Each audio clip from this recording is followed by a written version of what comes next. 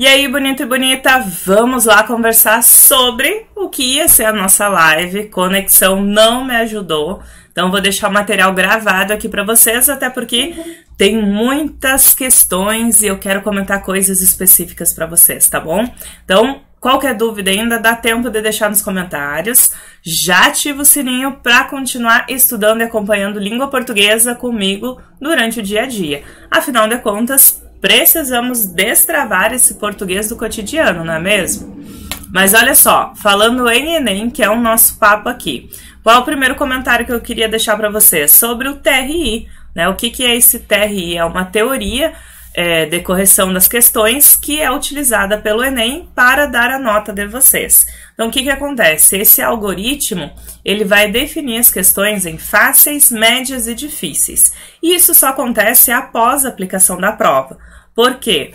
Eu vou pegar um conjunto aí de gabaritos 100, por exemplo, tá? Só um exemplo, gente. Vou ter uma amostra e digamos que 75% das pessoas acertaram a questão 10. Pô, 75 é um número alto, então é uma questão fácil.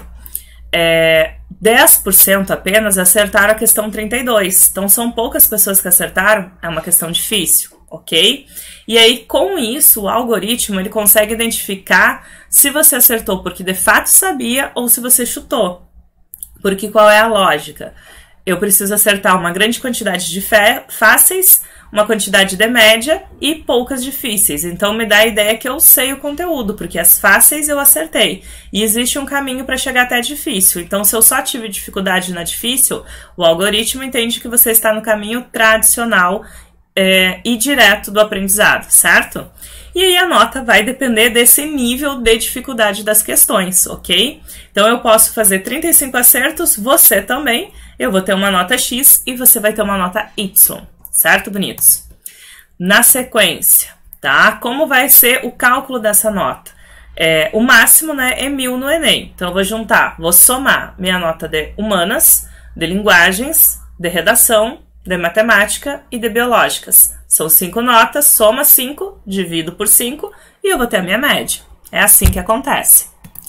E aí, falando de linguagens, agora sim vamos adentrar ao nosso aspecto principal, né? O que mais é cobrado na prova. Esses números, essa pesquisa, o Guia do Estudante fez uma análise, tá? Das provas de 2012 até 2022. Então, são 10 anos de provas e o que mais aparece? A base da nossa prova, bonitos. Gêneros textuais, ok? A prova tem praticamente um texto para cada questão.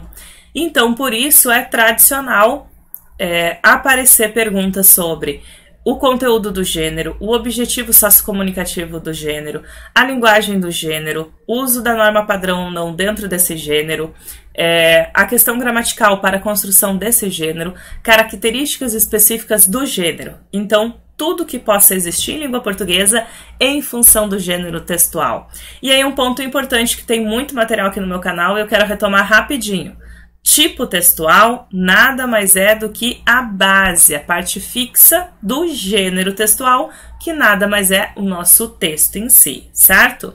Gramática e interpretação aparecem na sequência, justamente quando eu pergunto sobre o conteúdo em si do gênero textual. Então, para que a pergunta seja sobre o conteúdo, entenda sobre o que está se falando, personagens, tipo de narrador, todas essas outras questões envolvidas. E gramática, já aproveitando lá com verbos e morfologia, tem que lembrar que no Enem a gramática ela é contextualizada. O que isso significa? Vocês não têm necessariamente uma pergunta sobre uma regra, tá? Uma regra de concordância, uma regra de crase e assim sucessivamente. O que nós temos nada mais simplesmente a questão contextualizada. Então, aquela narrativa, eu consigo entender o fluxo de consciência do personagem a partir dos tempos verbais, por exemplo. A ideia de entender por que o personagem teve tal comportamento, é a conjunção de causa ou consequência que vai me mostrar isso. E assim sucessivamente é trabalhado. Depois nós temos ali, ó, tecnologias da informação, interpretação de poemas, coesão. Então, poemas cuidem subjetividade, figuras de linguagem, sentido conotativo. Tecnologias da informação, assim como a parte em especial da educação física, envolve muito textos ou gêneros sobre o assunto e aí você interpreta sobre isso. Algo que aparece muito é sobre o intertexto, sobre o uso de blogs e sobre a leitura nos gêneros digitais. E claro, né, envolve aí gêneros que estão lá na parte do digital, online, como o próprio meme, publicações nas redes sociais, o uso do blog, o uso da pesquisa online para fazer as atividades acadêmicas e estudantis, certo? Imagens, né? Contexto e imagem. Então, nós temos aí tirinhas, charges, publicidades, histórias em quadrinhos e, detalhe, este ano será a nossa primeira prova colorida, certo?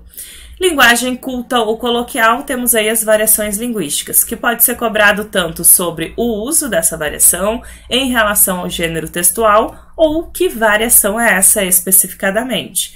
E claro, bonitos, funções da linguagem, porque são elas que nos dizem o objetivo sociocomunicativo do texto. Lembrando, inclusive, que as funções vêm dos elementos da comunicação e que todo gênero textual tem os 6 elementos em funcionamento, só que aí um vai prevalecer em relação ao outro e isso é que vai dar a nossa função da linguagem, certo? E aí, olha só, algo que eu escuto muito na sala de aula é sobre, professora, por que parece que tem 2 respostas corretas? E por isso eu separei aqui um pouquinho para falar com vocês sobre enunciado. Bonitos, vocês podem observar que a maioria dos enunciados do Enem tem um pequeno contexto para depois ter a pergunta em si. Inclusive, nesse contexto, quase sempre comenta sobre o uso dos gêneros textuais do cotidiano, no cotidiano, na prática do emissor, do receptor, na sua função social. E depois a pergunta em si. E aí, para você acertar qual dessas 2 alternativas de fato é a resposta, volte sempre no enunciado. Nós temos alguns verbos específicos que muito aparecem. Por exemplo, analisar, né? A partir da análise do texto, analise qual alternativa traz um desdobramento. Então, analisar é você interpretar primeiramente o texto e depois a análise faz de partes por partes, né? Associação, associar o conteúdo ou o contexto da produção ou o período literário de 2 textos diferentes. Então, por isso que nós temos aí gênero 1, gênero 2 e você associa a informação, né? Avaliar, você pode ter questões que vai pedir assinale alternativa com uma avaliação coerente em relação ao argumento do texto. Então, avaliar está ligado a julgamento, a argumentação em si. Depois temos ainda, ó, comparar, que vai estar um pouco próximo lá do associar. O associar vai trazer algo em relação aos 2 e na comparação, de fato, você precisa olhar separado para comparar. Mantém o mesmo tema? É diferente? É a mesma opinião? É diferente?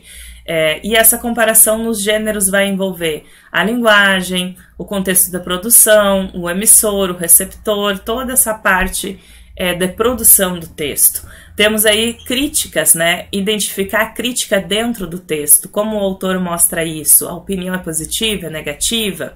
E aí um verbo, olha só, muito chave, que é deduzir, né? Pode-se deduzir do texto, a dedução a que se chega é tal. Bonitos, falou em dedução, nós estamos falando de informações implícitas, ou seja, aquelas que não estão escritas claramente no texto, que você precisa interpretar além, tá? E ainda sobre os verbos, olha aí, interpretar, que no fim eu falei lá no início, mas retomando aqui, justamente traduzir as palavras, a significação, entender o que o conteúdo do texto nos traz, né? Justificativas. Lembrando que aqui os verbos estão no imperativo, né? Mas vocês terão essa ideia de múltipla escolha na proposta. Então, assinale a alternativa com uma justificativa coerente, ou todas as justificativas abaixo pertencem ao texto lido, exceto, tá? E refutar é justamente ser ao contrário do que está ali. Então, conseguir entender que é a alternativa que não valida o que está lá no texto. Então, a dica é, ficou em dúvida em duas alternativas? Volta a ler o enunciado. Por quê? Uma dessas alternativas, ela de fato tem uma informação correta e coerente sobre o texto, mas não responde ao que o enunciado está pedindo, certo? Dica de ouro essa. Segunda dica de ouro extra aqui já, aliás, vou pular o slide, já vou falar aqui. Dica de ouro. Cuidem e leiam, prestem atenção às informações da fonte do texto. Lá você tem o nome do livro, ou o nome da revista, ou o nome do site, e isso já te dá informações sobre emissor, receptor e tipo de linguagem. Ainda, dependendo do quão completa essa fonte, você tem o nome do autor, e aí, no caso em poemas, pelo nome do autor, você já consegue raciocinar o período literário e histórico em que ele viveu e escreveu. E o período literário me dá informações sobre o estilo dessa escrita, o que ajuda na interpretação também, certo? Então, fechando essas duas dicas de ouro, vamos ver como tudo funciona nas questões. Bora lá! E aí, na primeira questão, eu já quero trazer a dica de ouro número 3, bonitos. Vamos raciocinar o seguinte. O Enem é uma prova extensa, longa, e nós temos um tempo para resolver. E no caso do primeiro domingo, que tem linguagens e humanas, mais a redação. Então, vocês precisam escrever também. Então, a minha sugestão é, leiam primeiro o enunciado e, se necessário, o texto ou não. Professora, como é que eu vou saber se eu preciso ler o texto ou não? Pelo verbo do enunciado. De acordo com o texto, com informações do texto, a partir da leitura. Então, se é algo interpretativo, eu preciso do conteúdo do texto. Se é sobre o gênero textual, aquele texto só está como exemplo do gênero, tá? Claro que o ideal, o correto é ler todos os textos, com certeza, bonitos. Essa é uma estratégia que eu estou falando específica para a prova do Enem, tá? São enunciados que geralmente eu já consigo perceber se preciso do texto ou não.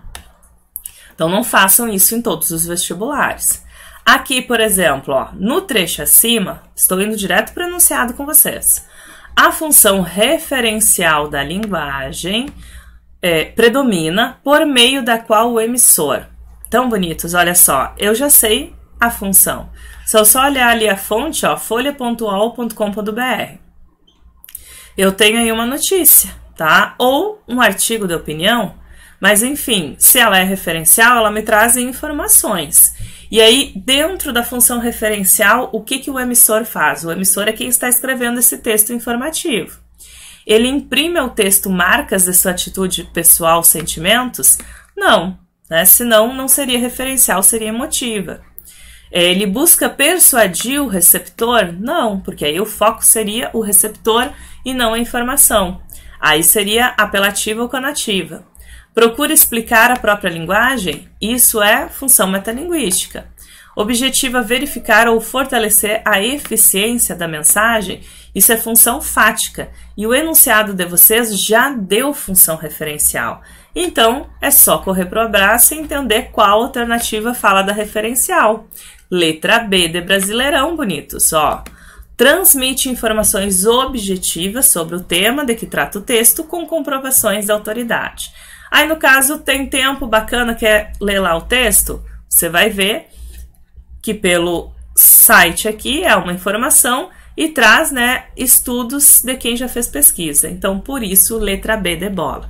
Mesmo sem ler o texto, tranquilamente a letra B, porque já deu a função referencial. E aí você só precisa lembrar da característica de cada uma para descartar as outras alternativas. Nessa questão 2, bonitos, separei para vocês linguagem mista, com uma tirinha. E aí, olha que bacana, este ano a prova de vocês vai estar assim, colorida. Então, a gente pode cuidar das emoções, olha ali como aparece cada personagem. Olha, por exemplo, este aqui que está apontando o dedo, o rosto dele no primeiro quadrinho e a evolução até chegar ao quarto, tá? Tudo isso ajuda na interpretação. Mas vamos lá. Este primeiro, né, que está furioso, grita, ladrão, canalha e traiçoeiro. Como é que eu sei que isso é um grito? As letras estão em maiúsculas e em negrito, escritas de forma forte. Aí o outro, né, com as mãos na cintura. Ah, é? pois vou processá-lo por injúria, calúnia e difamação. Aí ele já abaixa a bolinha, personagem. Bom, então, indivíduo suspeito, de moral discutível e pouco confiável. Meu advogado está na linha. Espera, responsável por grandes verbas, conduta polêmica e, afinal, quem pode atirar a primeira pedra? Vamos, você pode fazer melhor do que isso. Homem do seu tempo, que trabalhava para corresponder à expectativa geral da nação? Ainda não sei se gosto do tom, como falou. Olha só, bonitos, nós temos aqui uma sinceridade no primeiro quadrinho, que foi sendo modificada a sua fala até chegar ao último, certo? Vamos lá. O discurso de uma das personagens da tirinha sofreu algumas alterações provocadas pelo uso de uma figura de linguagem. Cadê a minha canetinha? Aqui. Figura de linguagem, muito empregada no discurso político. Então já raciocina. No discurso político, o que a gente faz? Suaviza algumas coisas para dizer.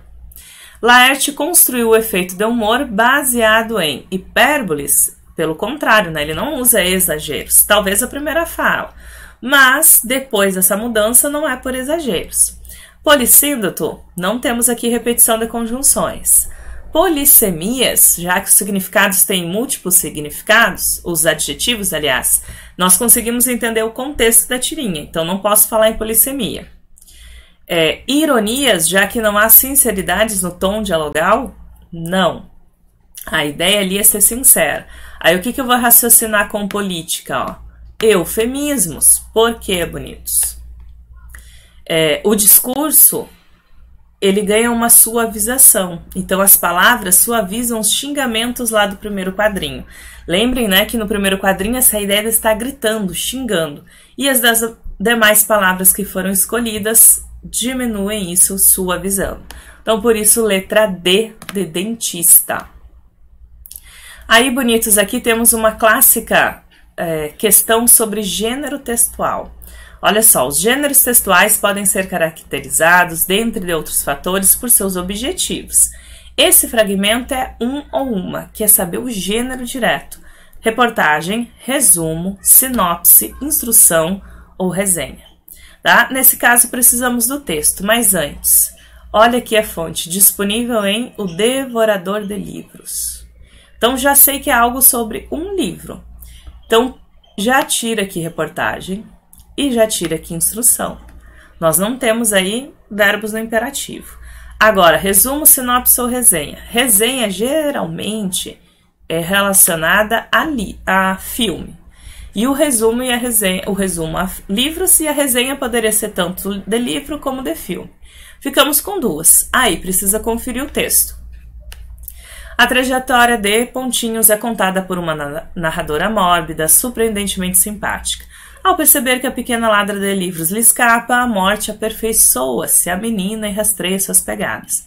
Bom, todo esse primeiro parágrafo vai contar um pouquinho sobre a história do livro em si. A vida ao redor, aí segue. A pseudo-realidade, criada em torno do culto a Hitler na Segunda Guerra. Ela assiste à eufórica celebração do aniversário do Führer pela vizinhança.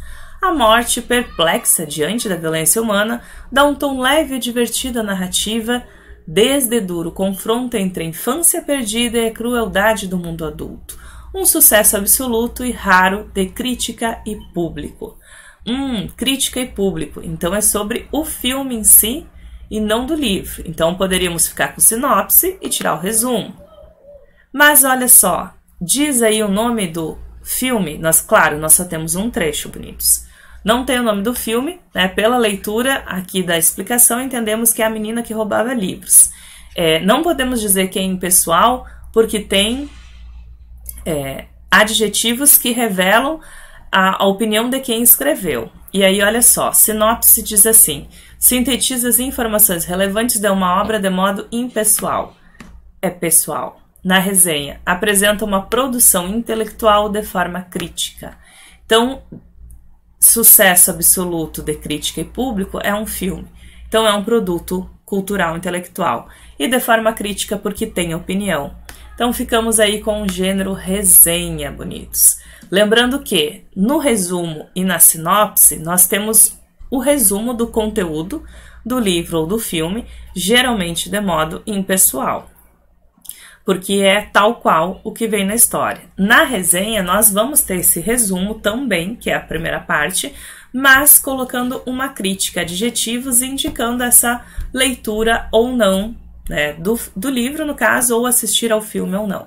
Então, por isso aqui ficamos com a resenha.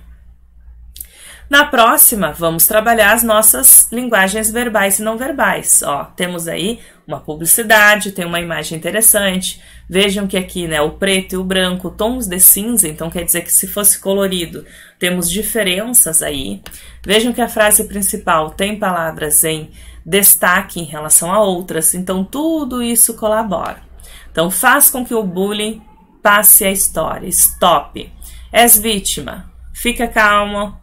Não des troco. Evita ficar sozinho. Mostra-te. Conheces alguma vítima? Nunca isso, ajuda aquilo. Conheces o agressor? Tenta convencê-lo caso não tenha sucesso.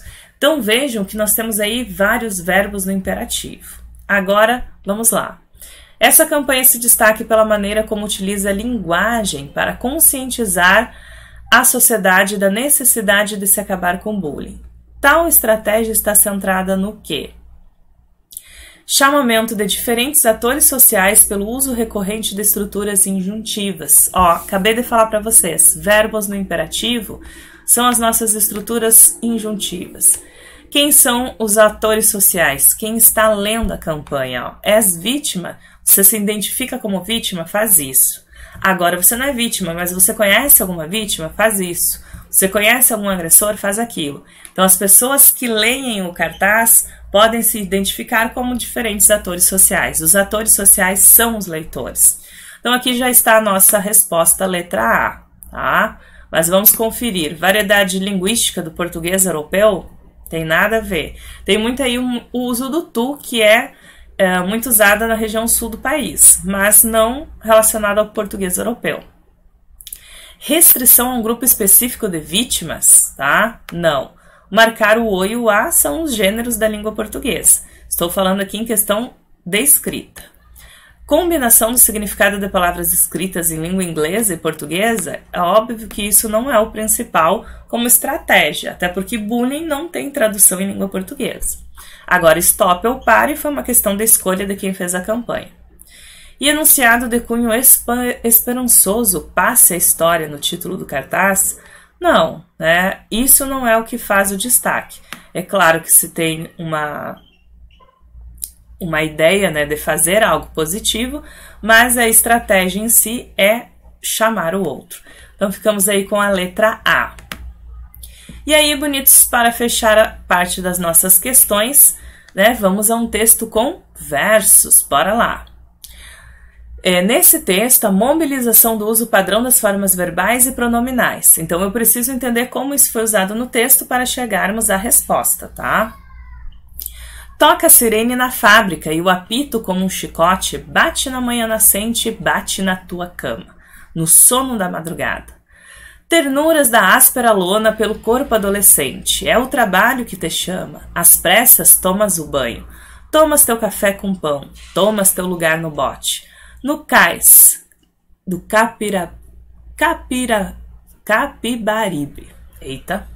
Deixais chorando na esteira teu filho de mãe solteira, levas ao lado a marmita, contendo a mesma ração do meio-dia de todo dia, a carne seca e o feijão. De tudo quanto ele pede, dá só o bom dia ao patrão e recomeças a luta da engrenagem da fiação.